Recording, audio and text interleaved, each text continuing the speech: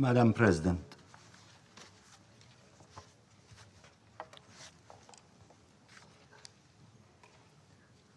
we warmly congratulate the state of Bolivia on its presidency of the Security Council and express our appreciation for your skilled leadership of the Council. I thank you and Special Coordinator Nikolai Mlidinov for his briefing to the Council today. I also extend our thanks to Mr. Haggai Elad, Executive Director of B'Tselem, for his presentation, further exposing the dismal realities of the situation and sharing the concerns of civil society as they witness the distress of a people whose human rights are being so grossly violated and witness the destruction of the chances for peace and stability for both Palestinians and Israelis. Madam President, against this backdrop and in view of the many regrettable developments since our last debate, including escalating punitive measures against the Palestinian people and leadership, it is necessary to clarify certain matters. Standing up for yourself and your rights should never be equated with disrespect of anyone or misconstrued as provocation. It is, in fact, an utmost expression of respect for one's rights and dignity, regardless of the consequences.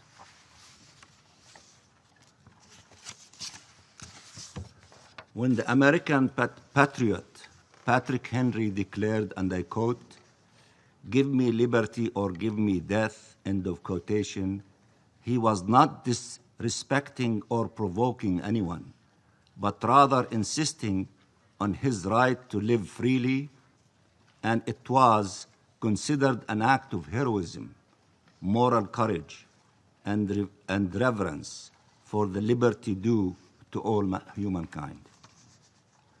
Our UN Charter has affirmed that right of all peoples to self-determination.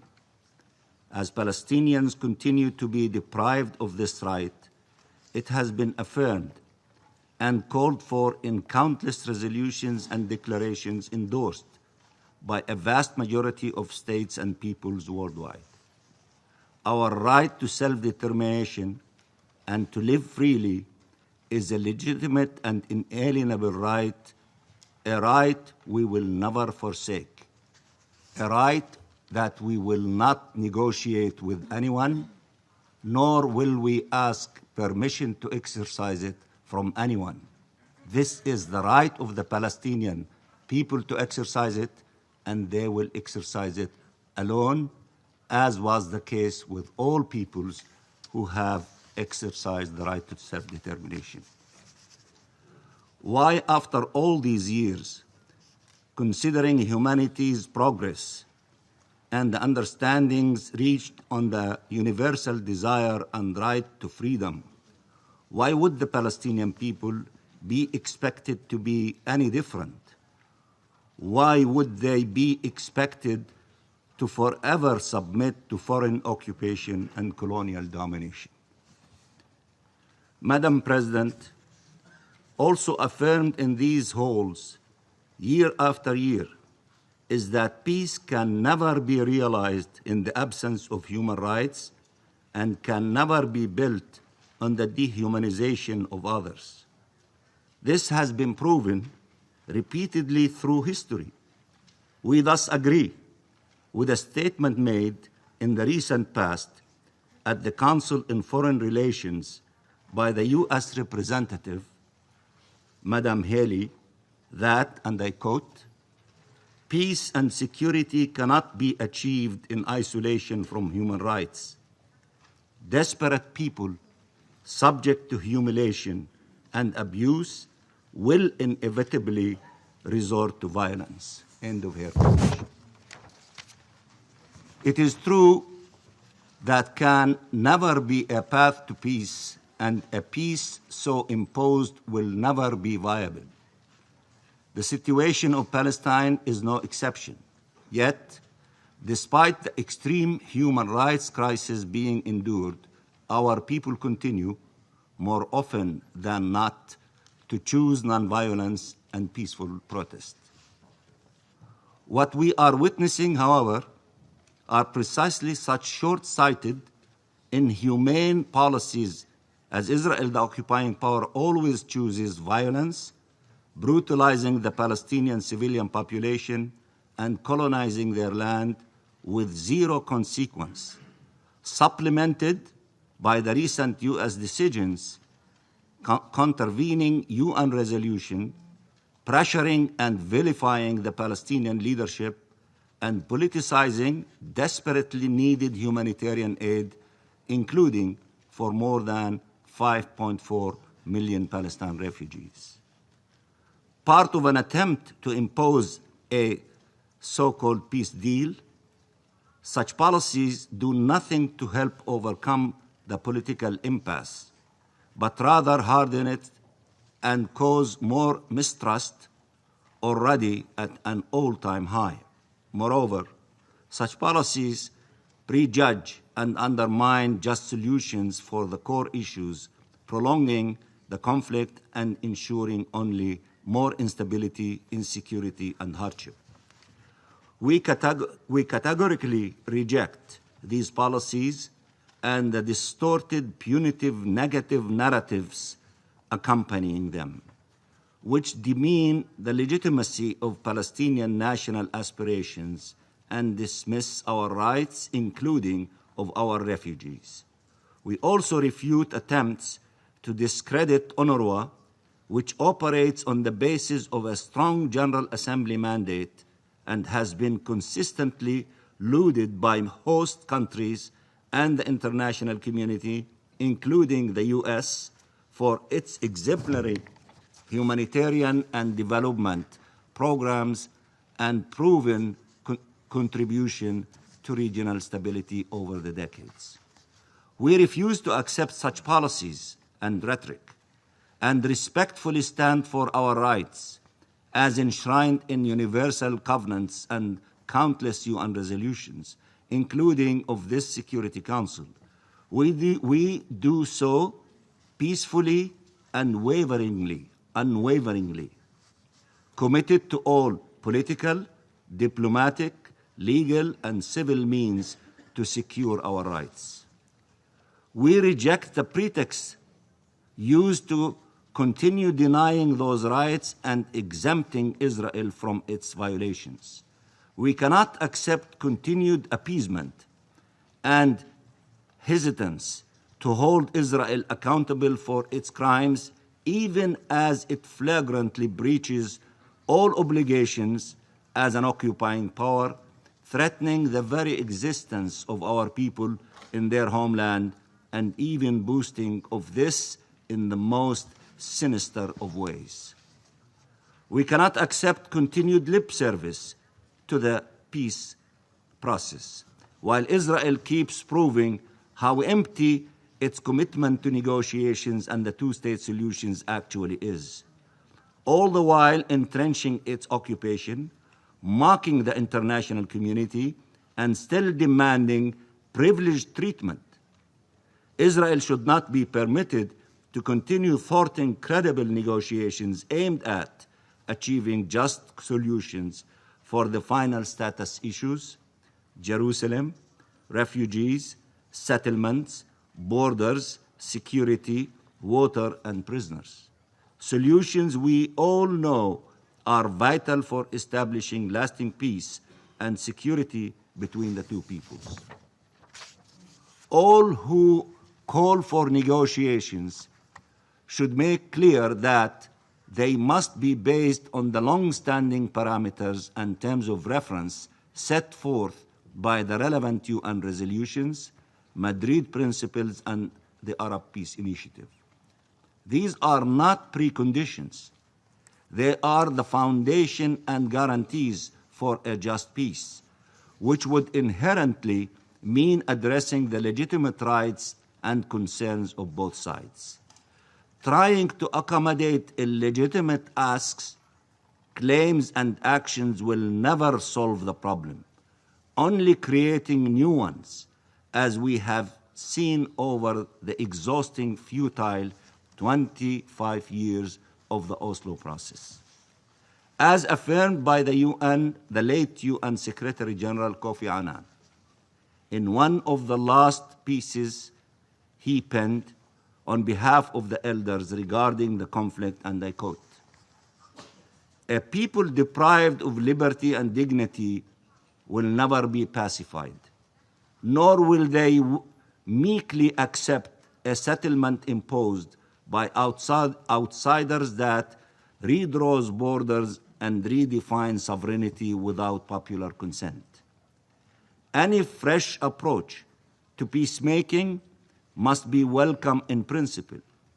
If it does not address the root causes of the conflict, including historic disposition, illegal settlement, expansion, the status of Jerusalem as a shared capital, and the rights of Palestinian refugees, the deal will be doomed to failure."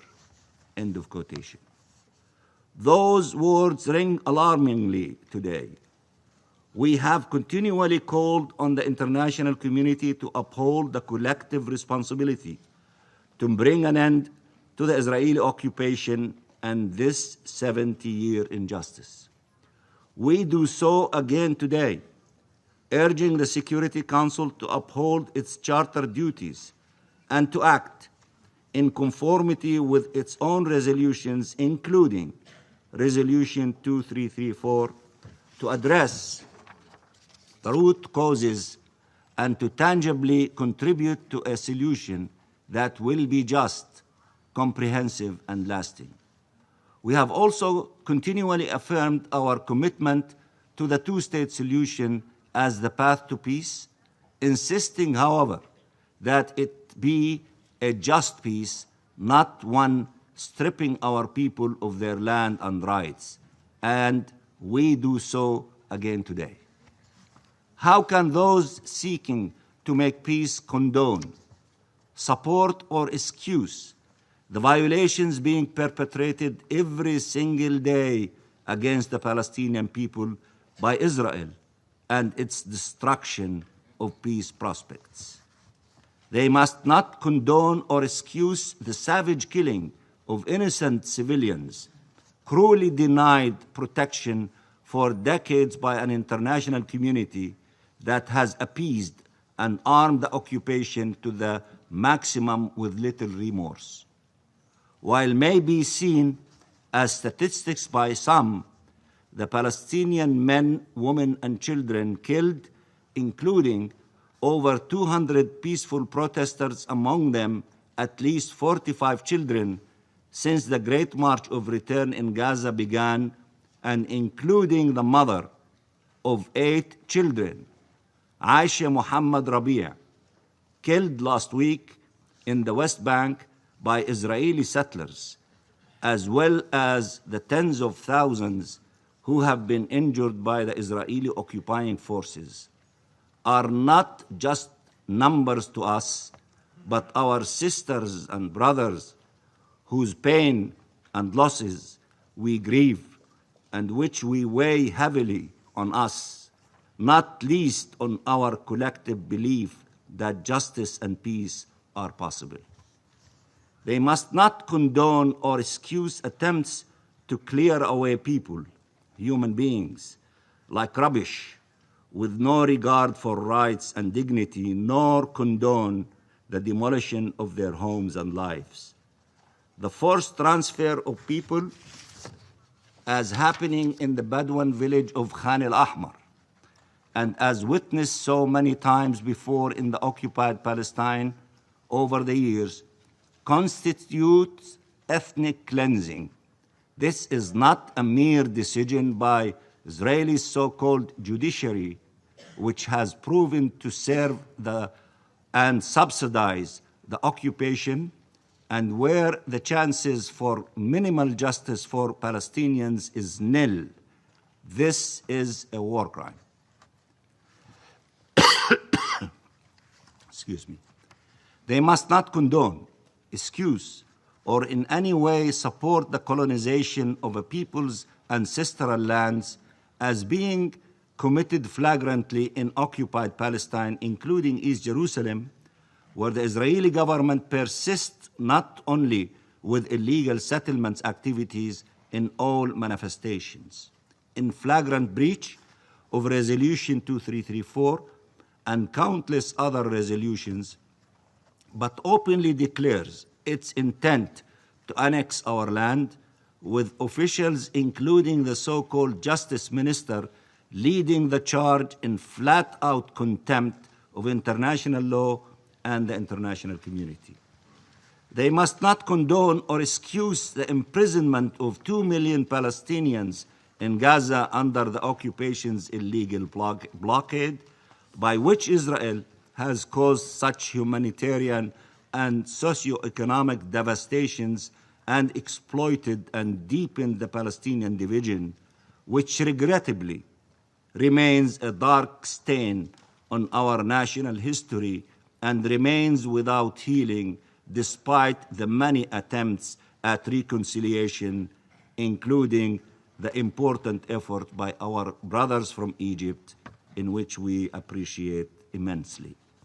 Nor must they condone or excuse the imprisonment, detention, and abuse of thousands of Palestinians, including hundreds of children, by the occupying power, or its deceitful distortions of social welfare to families of prisoners and martyrs, as it persists in its attempts to undermine and weaken all of our institutions.